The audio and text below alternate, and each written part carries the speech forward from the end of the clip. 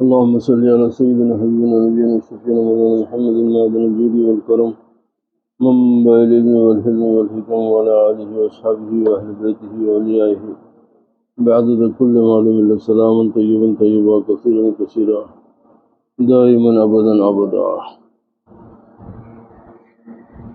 الحمدللہ انشاءاللہ آج سورہ انعام کی آیت نمبر 108 سے ہم آج کا بیان شروع کریں گے۔ اللہ سبحانہ و تعالیٰ کی توفیق کی طلب رکھتے ہیں کہ اللہ تعالیٰ ہم کو قرآن پڑھنے اور اس کے سمجھنے اس پہ عمل کرنے کی توفیق عطا فرمائے۔ وصلی اللہ تعالیٰ علی خیر خلقہ و نور عرشہ سیدنا و حبیبنا و نبینا و شفیعنا احمد مصطفیٰ محمد مصطفیٰ رسول اللہ صلی اللہ علیہ وسلم۔ یہ آیت بہت اہم ہے اور میں چاہتا ہوں کہ آپ لوگ یہ آیت کو ذرا غور سے سن لیں، اس لیے کہ یہ جو ہے آج کل جو دنیا میں چل رہا اس کے لیے بہت اہم ہے یہ بات۔ بسم اللہ الرحمن الرحیم۔ وَلَا تَسَبُّوا الَّذِينَ يَدْعُونَ مِن دُونِ اللَّهِ فَيَسُبُّوا اللَّهَ عَدُوًّا بِغَيْرِ عِلْمٍ كَذَلِكَ زَيَّنَّا لِكُلِّ أُمَّةٍ عَمَلَهُمْ ثُمَّ إِلَى رَبِّهِمْ مَرْجِعُهُمْ فَيُنَبِّئُهُم بِمَا كَانُوا يَعْمَلُونَ۔ اب اس کا ترجمہ یہ ہے کہ اور انہیں گالی نہ دو، اور انہیں گالی نہ دو جن کو وہ اللہ کے سوا جن بتوں کو پوجتے ہیں، یعنی غیر قوموں کو جو اللہ کے سوا بتوں کی پرستش کرتے ہیں، غیروں کو اپنا معبود بناتے ہیں، ان کو جو مشرک ہے، جو یہود و نصارہ مشرکین سب آگے اس میں، ان کو گالی مت دو آپ۔ کیونکہ پھر وہ بھی ظلم و زیادتی کرتے ہوئے اور جہالت سے کام لیتے ہوئے اللہ کی شان میں بے ادبی کریں گے، کہ جب تم ان کے بتوں کو گالی دو گے تو وہ لوگ بھی جہالت میں، وہ لوگ بھی نادانی میں، وہ لوگ بھی ظلم کرتے ہوئے وہ تمہارے سچے خدا کو گالی دیں گے، تو تم سبب بن رہے ان کو اکسانے کا، تم سبب بن رہے ان کو بھڑکانے کا، کہ تم جب ان کے بتوں کو گالیاں دیں گے تو وہ لوگ پلٹا کے جب تمہارے سچے خدا کو گالی دیں گے تو تم کو کتنی تکلیف ہوگی۔ تو یہ فرمان اللہ ربی ہے، یہ اللہ سبحانہ و تعالیٰ قرآن کریم میں آپ کو اس بات کی تاکید کر رہا کہ تم ان لوگوں کو گالی مت دو، ان کے بتوں کو، ان کے خداؤں کو جو وہ پرستش کرتے ہیں پوجتے ہیں، جو بت ہے ان کو گالی مت دو۔ اب ہمارے پاس ایک طریقہ بن گیا، ارے نہیں، کیونکہ انہیں پلٹا کہ آپ کے سچے خدا کو گالی دے رہا نا، تو وہ کتنا بڑا ظلم ہوگا ہمارے، اب کتنا بڑا نادانی میں ہم ظلم کر دے رہے ہیں کہ ہماری نادانی اور ہمارے نفس کی وجہ سے، ہم اپنے غصے کی وجہ سے ہم ہمارے سچے خدا کو جو ہے ان سے جو ہے برا بھلا کہنے کا ہم کو موقع فراہم کر رہے ہیں۔ تو اسی طریقے سے اولیاء کاملین کا یہ دستور رہا کہ وہ لوگ کسی مذہب کے اپنا آپ کام کرو، آپ قرآن و حدیث کی تشریح کرو، تبلیغ کرو، اس کا علم دنیا میں پھیلاؤ، ان کی باتوں کو آپ بیان کرو۔ کیا ضروری ہے کہ آپ ان کو جو ہے گالی گلوچ کرو؟ کیونکہ برا بولنا تو عام دنیا میں بھی کسی آدمی کی بری بات ہے، تو جب آپ ان کے بتوں کو، ان کے دیوتاؤں کو، ان کے معبودوں کو اگر آپ گالی دیں گے تو وہ لوگ پلٹا کے گالی دیں گے، اور یہ اللہ تعالیٰ فرمان کہ وہ کامل شان میں بے ادبی کریں گے، کیونکہ ہم نے ان کے لیے وہی مزین کر دیا ہے جس پر وہ ہے۔ اب ہم ان کے لیے وہ فیصلہ کریں کہ وہ لوگ ہم سے دور رہیں، وہ لوگ نافرمانی کریں، وہ لوگ بت پرستی کریں، وہ لوگ شرک میں مبتلا ہیں، یہ ہم ان کے لیے طے کر دیے، تو تم ان کو گالی مت دو۔ ہم نے ہر امت کی نگاہ میں اس کے عمل بھلے کر دیے ہیں۔ اب انہیں پوجا پاٹ کر کے، انہیں 3 خدایاں 4 خداؤں کی کہانیاں لا لے کے انہیں اس میں مگن ہے، انہیں سمجھ رہا کہ یہ میرا بہت نیک عمل ہے، اس کی وجہ سے میرے کو نیکی ملیں گی. اب اس کو یہ ہے، اب جتنے پجاری ہیں مندروں کو جانے والے ہیں، ان کا تو یہ یقین ہے کہ بھئی ہم جتنا زیادہ جو ہے دیوی دیوتاؤں کو چڑھاوا کریں گے، ان کی پرستش کریں گے، ان کو پوجا کریں گے، وہ ہمارے لیے نیکی کا کام ہے. ان کے لیے، ان کے عقیدے، کیونکہ اللہ تعالیٰ ان کی نگاہ میں اس کو بھلا عمل کر دیا، اگرچہ وہ برے ہوں یا اچھے ہوں، بس وہ انہی کو بجا لاتے ہیں. اب ان کی سمجھ کے اوپر پردہ پڑ گیا. اب ان کو یہ بات سمجھ میں آ گئی کہ بھئی یہ ہماری بت پرستی جو ہے ہمارے کو جو ہے ان کے حساب سے جنت میں لے کے جائیں گی، ان کے حساب سے ان کو دنیا میں فائدہ ہوگا، مرنے کے بعد فائدہ ہوگا، یہ ان کو سمجھ میں آ گئی یہ بات. تب انہوں اسی کے اوپر چلنے پہ لگ گئے. پھر انہیں آخرت میں اپنے رب کی طرف پھرنا ہے، اور وہ انہیں بتا دے گا جو کرتے تھے، وہ انہیں ان کی جزا دے گا. اب ان کا حساب کتاب تو میں کروں گا. تم گالی گلوچ کیوں کرتے ہو ان کو؟ تمہارا کام میری بات کرو، میری عبادت کرو، میرا ذکر کرو، میرے رسول کا ذکر کرو، میری کتاب کا ذکر کرو، میرے بتائے ہوئے احکامات پہ چلو، میرے منع کیے ہوئے کاموں سے رک جاؤ. یہ تمہارے لیے ہے. تم جو ہے گالی گلوچ میں مت پڑو. اس کی وجہ سے اس میں تم ان لوگوں کو جو ہے بھڑکا کے اللہ تعالیٰ کو برا بولنے کا موقع فراہم کر رہے ہیں. اب اس آیت کا شان نزول کیا ہے؟ یہ آیت اترنے کی سبب کیا ہوا؟ ابن عباس رضی اللہ تعالیٰ عنہ کہتے ہیں کہ مشرکین نے کہا اے محمد صلی اللہ علیہ وسلم، آپ ہمارے معبودوں کو برا بھلا کہنے سے رک جائیے، ہمارے معبودوں کو برا بھلا کہنے سے رک جائیے، ورنہ ہم آپ کے رب کی برائی بیان کریں گے. تو اللہ نے ان کے بتوں کو اس وجہ سے گالی دینے سے منع فرمایا کہ وہ بغیر علم اللہ کو برا کہنے لگیں گے، کیونکہ ان کے پاس تو علم نہیں ہے. ان کے پاس تو جو ان کے اپنے باپ دادا سے جو عقیدے چلے ہوئے آ رہے ہیں، اسی کو انہوں صحیح سمجھ کے اوپر اس کے اوپر عمل کر رہے ہیں. ان کو اللہ تعالیٰ سچی بات کی ہدایت کی توفیق عطا نہیں کرا، ان کو توفیق سے محروم کر دیا، تو انہوں تو وہی کام کریں گے. حضرت قتادہ کہتے ہیں کہ مسلمان کفار کے بتوں کو ان کے روبرو گالیاں دیتے اور وہ انہیں جواب دیتے، تو اللہ نے مسلمانوں کو ایسی صورتحال پیدا کرنے سے منع فرمایا کہ جاہل اور اللہ کے تقدس سے ناواقف قوم تمہارے رب کو برا بھلا کہے.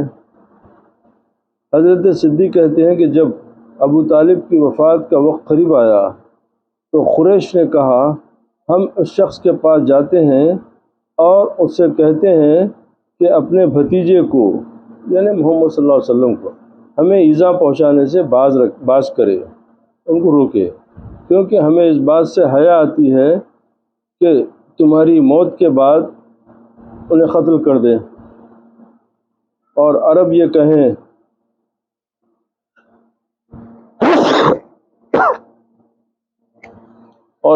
کہیں کہ وہ اپنے بھتیجے کی حفاظت کیا کرتے تھے، جب وہ مر گئے تو انہیں قتل کر دیا.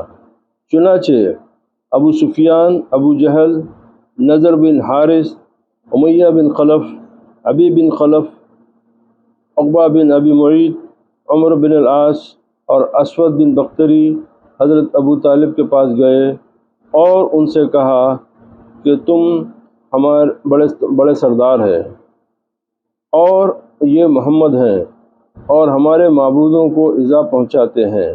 ہم چاہتے ہیں کہ تم انہیں بلا کر ہمارے معبودوں کا تذکرہ کرنے سے منع کر دو اور ہم بھی انہیں اور ان کے معبودوں کو چھوڑ دیں. چنانچہ حضرت ابو طالب نے نبی کریم صلی اللہ علیہ وسلم کو بلایا. جب آپ تشریف لائے تو ابو طالب نے آپ سے کہا کہ تمہاری یہ قوم اور تمہارے چچا زاد ہیں. رسول کریم صلی اللہ علیہ وسلم نے فرمایا یہ کیا چاہتے ہیں کہ انہوں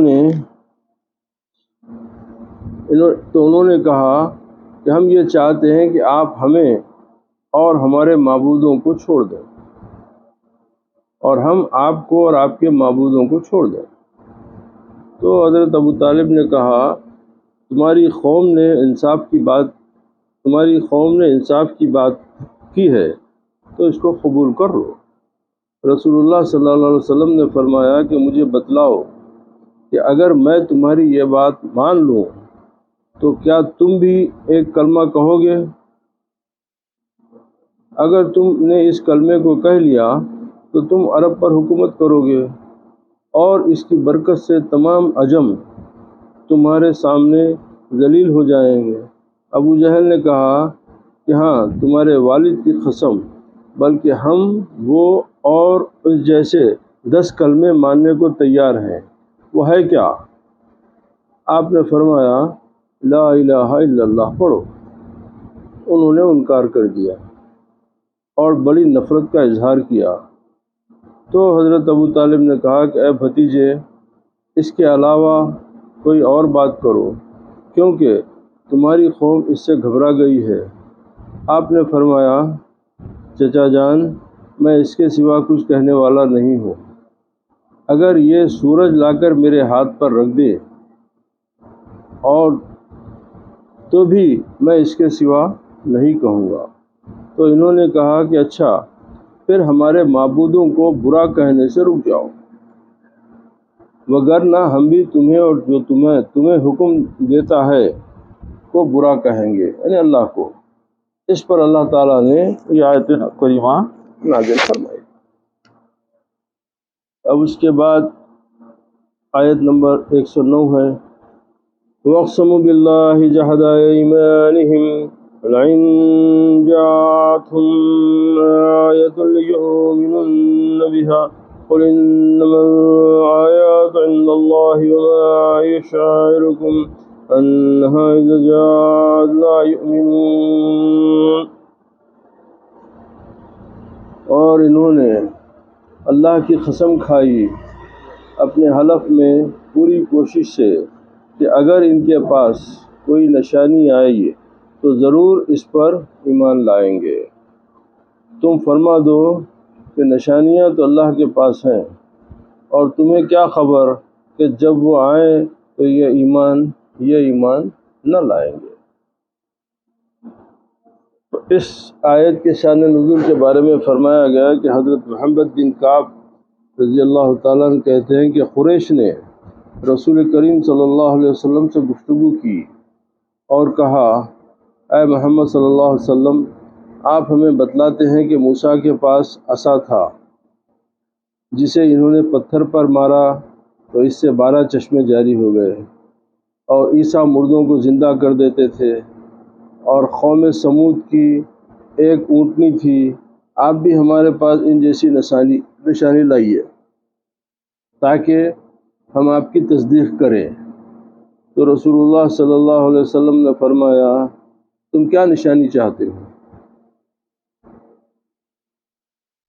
انہوں نے کہا کہ آپ کو کوہ صفا کو، جو پہاڑ ہے جو صحیح کرتے نا صفا و مروہ کے درمیان، تو ایک پہاڑ کا نام صفا ہے، دوسرے پہاڑ کا نام مروہ ہے، ان دونوں کے درمیان میں جو چکر لگاتے 7 مرتبہ، تو وہ ہے وہ صحیح ہوتی، تو صفا پہاڑ کا نام ہے۔ تو آپ کوہ صفا کو ہمارے لیے سونا بنا دیں۔ آپ نے فرمایا اچھا، اگر میں نے ایسا کر دیا تو کیا تم میری تصدیق کرو گے؟ انہوں نے کہا کہ اللہ کی قسم ہم آپ کی تصدیق کریں گے اور ہم تمام آپ کی پیروی کر لیں گے۔ رسول اللہ صلی اللہ علیہ وسلم دعا کے لیے کھڑے ہوئے، رسول کریم صلی اللہ علیہ وسلم دعا کے لیے کھڑے ہوئے تو حضرت جبرائیل آپ کے پاس آئے اور کہا اگر آپ چاہیں تو کوہ صفا سونے کا بن جائے گا، لیکن اگر میں کوئی نشانی بھیجوں اور اس کی تصدیق نہ کی جائے تو میں لازماً عذاب لاتا ہوں۔ ہاں، اور اگر آپ چاہیں تو انہیں ان کے حال پر چھوڑ دیں تاکہ ان میں سے توبہ کرنے والا کسی وقت میں خود ہی توبہ کر لے تو رسول کریم صلی اللہ علیہ وسلم نے کہا کہ میں ان کو ان کی حالت پر چھوڑتا ہوں تاکہ توبہ کرنے والا توبہ کرے۔ اس پر اللہ تعالیٰ نے یہ آیت نازل فرمائی۔ کیا مطلب اس کا؟ کہ جب وہ لوگ آپ سے مطالبہ کرے کہ بھئی جیسے دیگر انبیاء علیہ السلام کے پاس نشانیاں تھے، آپ بھی ہم کو نشانی بتائیے، تو آپ بولے کیا نشانی چاہیے؟ تو بولے صفا کے پہاڑ کو آپ سونا بنا دیں۔ تو آپ راضی ہو گئے۔ آپ راضی ہونے کے بعد میں پھر آپ جو ہے اللہ تعالیٰ کے جب آپ دعا کے لیے ہاتھ اٹھائے تو جبریل علیہ السلام تشریف لائے، لا کے بولے یا رسول اللہ اگر آپ دعا کریں گے تو یہ پہاڑ سونے کا ہو جائے گا، اس کے بعد میں اگر یہ لوگ نافرمانی مریں گے تو پھر عذاب خدا سے بھگتنا پڑے گا ان کو، کیونکہ اللہ جانتا ہے کہ یہ لوگ نافرمانی کرنے والے ہیں۔ تو اس کے بعد میں اگر یہ لوگ نافرمانی کریں گے تو یہ عذاب الہی میں مبتلا ہو جائیں گے۔ تو بہتر یہ کہ یا تو پھر آپ دعا کے لیے ہاتھ اٹھائیے یا ان کو اپنے حال پہ چھوڑ دیجیے۔ جو ان میں توبہ کرنے والا ہے وہ توبہ کر کے آپ کے ساتھ آئے گا، جو نہیں کرنے والا ہے وہ آپ کے ساتھ نہیں آئے گا۔ تو رسول کریم صلی اللہ علیہ وسلم آپ ان کو حال پہ چھوڑنے کو پسند کریں اور پہاڑ کو صفا پہاڑ کو سونا ہونے کی دعا نہیں کرے۔ اس پہ یہ آیت نازل ہوئی۔ مسلمانوں کو دھوکہ دینے کے لیے شک و شبہ میں ڈالنے کا بیان۔ اب مسلمانوں کو دھوکہ دینے کے لیے شک و شبہ میں ڈالنے کی بات ہے۔ صرف مسلمانوں کو دھوکہ دینے کے لیے اور اس لیے بھی کہ خود مسلمان شک و شبہ میں پڑ جائیں۔ کافر لوگ قسمیں کھا کر بڑے زور سے کہتے تھے کہ ہمارے طلب کردہ معجزے ہمیں دکھا دیے جائیں، یعنی ہم جو معجزہ آپ سے طلب کر رہے ہیں، جو کرامت ہم آپ سے طلب کر رہے ہیں وہ آپ دکھا دیں تو واللہ ہم بھی مسلمان ہو جائیں گے۔ اس کے جواب میں اللہ سبحانہ و تعالیٰ اپنے نبی کو ہدایت فرماتا ہے کہ آپ کہہ دیں کہ معجزے میرے قبضے میں نہیں، یہ اللہ کے ہاتھ میں ہیں، وہ چاہے دکھائے چاہے نہ دکھائے۔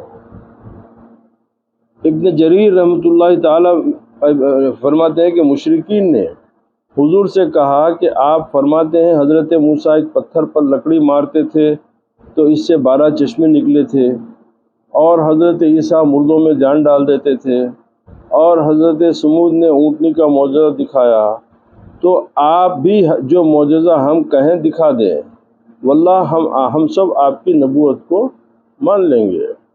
آپ نے فرمایا کیا معجزہ دیکھنا چاہتے ہو؟ انہوں نے کہا کہ آپ صفا پہاڑ کو ہمارے لیے سونے کا بنا دیں۔ پھر تو قسم اللہ کی ہم سب آپ کو سچا جاننے لگیں گے۔ آپ کو ان کے اس کلام سے کچھ امید بن گئی۔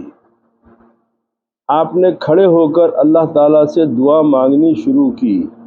وہیں پر حضرت جبرائیل علیہ السلام آئے اور فرمانے لگے کہ سنیے، اگر آپ چاہیں تو اللہ بھی اس صفا پہاڑ کو سونے کا کر دے گا، لیکن اگر یہ ایمان نہ لائیں تو اللہ کا عذاب ان سب کو فنا کر دے گا، ورنہ اللہ تعالیٰ اپنے عذابوں کو روکے ہوئے ہے۔ ممکن ہے ان میں نیک سمجھ والے بھی ہوں اور وہ ہدایت پر آ جائیں۔ آپ نے فرمایا نہیں، اللہ تعالیٰ میں صفا کا سونا نہیں چاہتا، بلکہ میں چاہتا ہوں کہ تو ان پر مہربانی فرما کر انہیں عذاب نہ کر، اور ان میں سے جسے چاہے ہدایت نصیب فرما۔ وَنُقَلِّبُ أَفْئِدَتَهُمْ وَأَبْصَارَهُمْ كَمَا لَمْ يُؤْمِنُوا بِهِ أَوَّلَ مَرَّةٍ وَنَذَرُهُمْ فِي طُغْيَانِهِمْ يَعْمَهُونَ۔ اور ہم ان کے دلوں کو اور ان کی آنکھوں کو پھیر دیں گے، جس طرح وہ اس نبی کریم صلی اللہ علیہ وسلم پر پہلی بار ایمان نہیں لائے، اور ہم انہیں اس کی سرکشی میں چھوڑ دیں گے اور وہ بھٹکتے پھریں گے۔ یعنی ایک وفد نے حضرت جناب ابو طالب سے جو ذکر آیا تھا اسی کی جو ہے تسلسل جاری ہے۔ اس کی تفسیر میں یہ بیان کیا گیا ہے کہ ایک وفد نے جناب ابو طالب سے کہا کہ آپ ہمارے بڑے اور سردار ہیں، اور آپ کو معلوم ہے کہ آپ کے بھتیجے محمد صلی اللہ علیہ وسلم نے ہمیں اور ہمارے معبودوں کو سخت تکلیف اور ایذا پہنچا رکھی ہے۔ ہم چاہتے ہیں کہ آپ ان کو بلا کر سمجھا دیں کہ وہ ہمارے معبودوں کو برا نہ کہیں، تو ہم اس پر صلح کر لیں گے کہ وہ اپنے دین پر جس طرح چاہے عمل کرے، جس کو چاہے معبود بنائیں، ہم ان کو کچھ نہ کہیں گے۔ جناب ابو طالب نے رسول کریم صلی اللہ علیہ وسلم کو اپنے پاس بلایا اور کہا کہ یہ آپ کی برادری کے سردار آئے ہیں۔ آن صلی اللہ علیہ وسلم نے اس وفد سے مخاطب ہو کر فرمایا کہ آپ لوگ کیا چاہتے ہیں؟ انہوں نے کہا کہ ہماری خواہش ہے کہ آپ صلی اللہ علیہ وسلم ہمیں اور ہمارے معبودوں کو چھوڑ دیں، برا بھلا نہ کہیں، اور ہم آپ صلی اللہ علیہ وسلم کو اور آپ صلی اللہ علیہ وسلم کے معبود کو چھوڑ دیں گے۔ اس طرح باہمی مخالفت ختم ہو جائے گی۔ رسول اللہ صلی اللہ علیہ وسلم نے فرمایا کہ اچھا یہ بتلاؤ کہ اگر میں تمہاری یہ بات مان لوں تو کیا تم ایک ایسا کلمہ کہنے کے لیے تیار ہو جاؤ گے جس کے کہنے سے تم سارے عرب کے مالک ہو جاؤ گے اور عجم کے لوگ بھی تمہارے تابع اور باجگزار بن جائیں گے؟ ابو جہل بولا کہ ایسا کلمہ ایک نہیں، ہم 10 کہنے کو تیار ہیں۔ جو پرانی آیت میں جو تفصیل آئی تھی اسی کا تذکرہ ہو رہا ہے۔ بتلائیے وہ کیا ہے؟ آپ صلی اللہ علیہ وسلم نے فرمایا لا الہ الا اللہ۔ یہ سنتے ہی سب برہم ہو گئے۔ ابو طالب نے بھی حضور صلی اللہ علیہ وسلم سے کہا کہ میرے بھتیجے، اس کلمے کے سوا کوئی اور بات کہو، کیونکہ آپ کی قوم اس کلمے سے گھبرا گئی ہے۔ آپ صلی اللہ علیہ وسلم نے فرمایا کہ چچا جان، میں تو اس کلمے کے سوا کوئی دوسرا کلمہ کہہ ہی نہیں سکتا، میں تو اس کلمے کے سوا کوئی دوسرا کلمہ نہیں کہہ سکتا۔ اگر وہ آسمان سے آفتاب کو اتار لائیں اور میرے ہاتھ میں رکھ دیں، جب بھی میں اس کلمے کے سوا کوئی دوسرا ہرگز نہ کہوں گا۔ مقصود یہ تھا کہ ان کو مایوس کر دیں۔ اس پر یہ لوگ ناراض ہو کر کہنے لگے، یا تو آپ محمد صلی اللہ علیہ وسلم کو ہمارے معبودوں کو برا کہنے سے باز رکھیے، ورنہ ہم آپ صلی اللہ علیہ وسلم کو بھی گالیاں دیں گے اور اس ذات کو بھی جس کا رسول کریم صلی اللہ علیہ وسلم اپنے آپ کو بتلاتے ہیں اس پر بھی بتلاتے ہیں، یعنی خدا کو بھی۔ اس پر یہ آیت نازل ہوئی۔ وَلَوْ أَنَّنَا نَزَّلْنَا إِلَيْهِمُ الْمَلَائِكَةَ وَكَلَّمَهُمُ الْمَوْتَىٰ وَحَشَرْنَا عَلَيْهِمْ كُلَّ شَيْءٍ قُبُلًا مَّا كَانُوا لِيُؤْمِنُوا إِلَّا أَن يَشَاءَ اللَّهُ وَلَٰكِنَّ أَكْثَرَهُمْ يَجْهَلُونَ۔ اور اگر ہم ان کی طرف فرشتے اتار دیتے اور ان سے مردے باتیں کرنے لگتے اور ان پر ہر چیز یعنی ان کی آنکھوں کے سامنے گروہ در گروہ جمع کر دیتے، وہ تب بھی ایمان نہ لاتے، سوائے اس کے کہ جو اللہ چاہتا ہے، اور ان میں سے اکثر لوگ جہالت سے کام لیتے ہیں۔ اب یہ سورہ 100 آیت کی یہ آیت 111 ہے، اس کی شان نزول کے بارے میں فرمایا گیا کہ علامہ ابن جریر طبری کا قول ہے کہ یہ آیت استہزاء کرنے والے، ہنسی مذاق اڑانے والوں، استہزاء کرنے والے قریش کے بارے میں نازل ہوئی، جنہوں نے سید عالم صلی اللہ علیہ وسلم سے کہا تھا کہ اے محمد صلی اللہ علیہ وسلم، آپ ہمارے مردوں کو اٹھا لائیے، ہم ان سے دریافت کر لیں گے کہ آپ جو فرماتے ہیں یہ حق ہے یا نہیں، اور ہمیں فرشتے دکھائیے جو آپ کے رسول ہونے کی گواہی دیں، یا اللہ اور فرشتوں کو ہمارے سامنے لائیے۔ اس کے جواب میں یہ آیت کریمہ نازل ہوئی۔ اب کفار کے ہیلے باز بن کر ایمان نہ لانے کا بیان ہے۔ یہ کفار جو قسمیں کھا کھا کر تم سے کہتے ہیں کہ اگر کوئی معجزہ دیکھ لیتے تو ضرور ایمان لے آتے، یہ غلط کہتے ہیں۔ تمہیں ان کے ایمان لانے سے مایوس نہ ہونا چاہیے۔ یہ کہتے ہیں کہ اگر فرشتے اترتے تو ہم مان لیتے، لیکن یہ بھی جھوٹ ہے۔ فرشتوں کے آ جانے پر بھی اور ان کے کہہ دینے پر بھی کہ یہ رسول برحق ہیں، انہیں ایمان نصیب نہیں ہوگا۔ یہ صرف ایمان نہ لانے کے بہانے تراشتے ہیں کہ کبھی کہہ دیتے ہیں کہ اللہ کو لے آئیے، کبھی کہتے ہیں فرشتوں کو لے آؤ، کبھی کہتے ہیں اگلے نبیوں جیسے معجزات لے آؤ۔ یہ سب حجت بازی اور ہیلے حوالے ہیں، دلوں میں تکبر بھرا ہوا ہے، زبان سے سرکشی اور برائی ظاہر کرتے ہیں۔ اگر مردے بھی خبروں سے اٹھ کر آ جائیں اور کہہ دیں کہ یہ رسول برحق ہیں، ان کے دلوں پر اس کا بھی کوئی اثر نہ ہوگا۔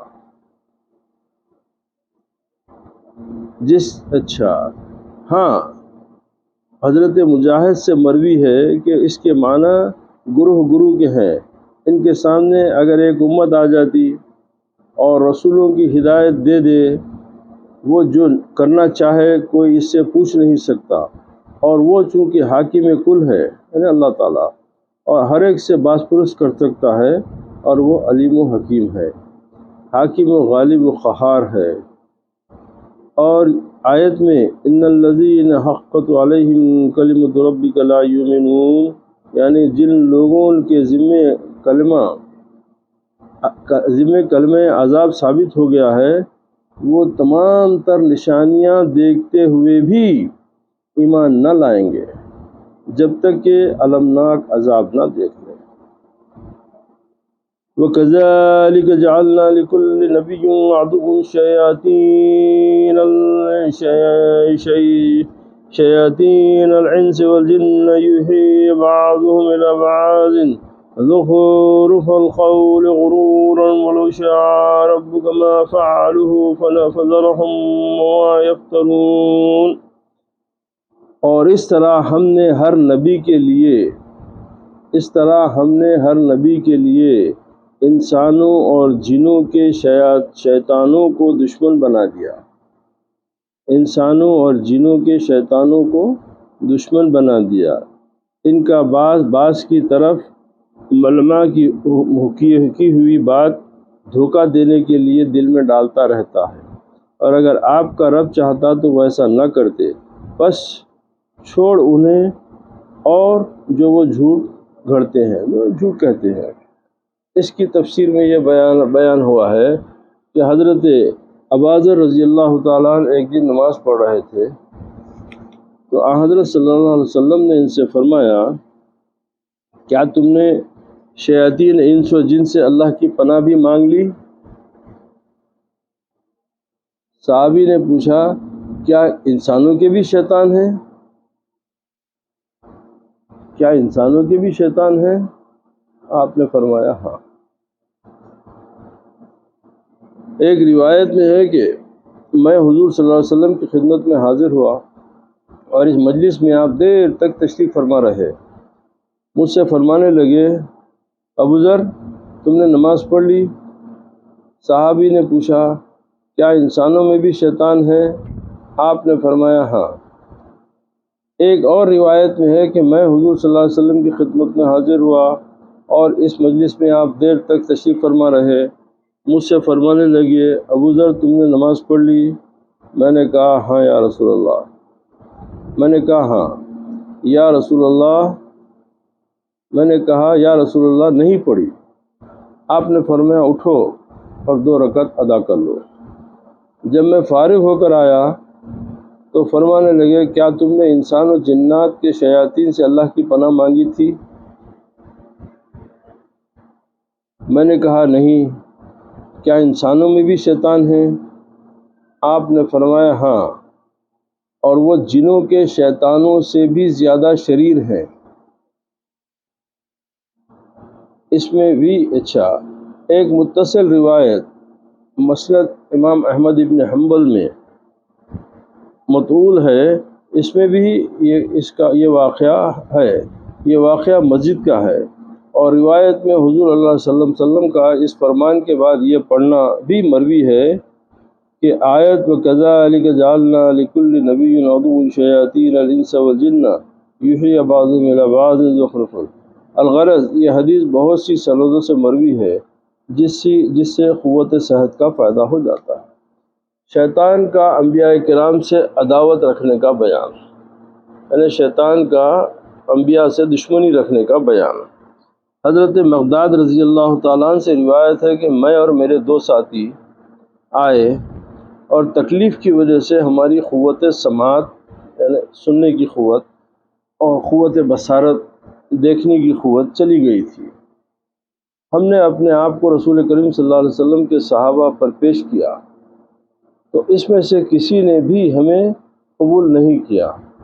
پھر ہم نبی صلی اللہ علیہ وسلم کی خدمت میں آئے۔ آپ صلی اللہ علیہ وسلم ہمیں اپنے گھر کی طرف لے گئے۔ 3 بکریاں تھیں۔ نبی کریم صلی اللہ علیہ وسلم نے فرمایا کہ ان بکریوں کا دودھ نکالو۔ پھر ان کا دودھ نکالتے تھے اور ہم میں سے ہر ایک آدمی اپنے حصے کا دودھ پیتا اور ہم نبی کریم صلی اللہ علیہ وسلم کا حصہ اٹھا کر رکھ دیتے۔ راوی کہتے ہیں کہ آپ صلی اللہ علیہ وسلم رات کے وقت تشریف لاتے، سلام کرتے کہ سونے والا بیدار نہ ہوتا اور جاگنے والا سن لیتا۔ پھر آپ صلی اللہ علیہ وسلم مسجد میں تشریف لاتے اور نماز پڑھتے۔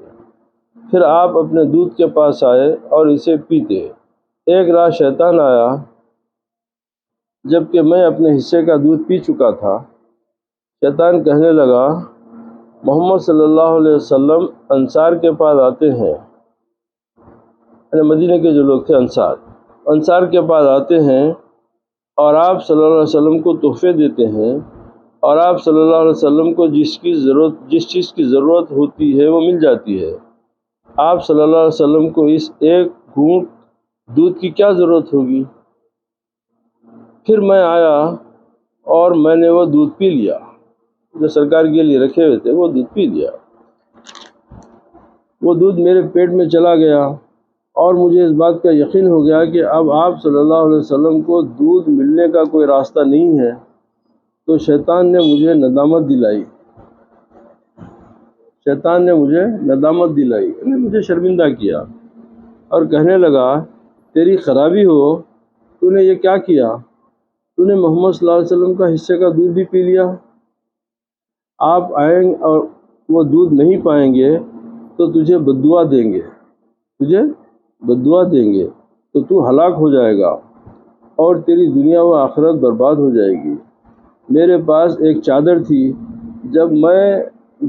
جب بھی میں اسے اپنے پاؤں پر ڈالتا تو میرا سر کھل جاتا اور جب میں اسے اپنے سر پر ڈالتا تو میرے پاؤں کھل جاتے۔ تو مجھے نیند بھی نہیں آ رہی تھی جبکہ میرے دونوں ساتھی سو رہے تھے۔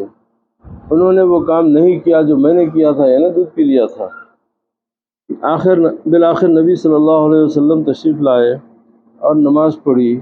پھر آپ صلی اللہ علیہ وسلم اپنے دودھ کی طرف آئے، برتن کھولا تو اس میں آپ صلی اللہ علیہ وسلم نے کچھ نہ پایا۔